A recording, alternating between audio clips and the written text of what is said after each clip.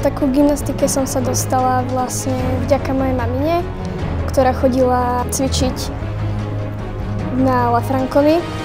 A predtým som robila tanečnú, ktorá ma veľmi nebavila, čiže som veľmi rada, že som objavila tento šport. A na môj prvý tréning si pamätám, že som po ňom mala veľmi veľkú svalovicu.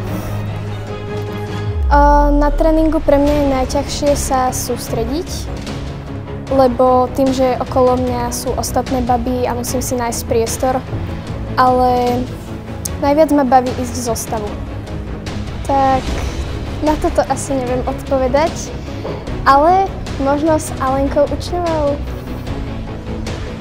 Tak nech neváha, lebo gymnastika je podľa mňa veľmi všestranný šport. Je tam aj sila, ohybnosť a hlavne vám to veľa dá aj do života.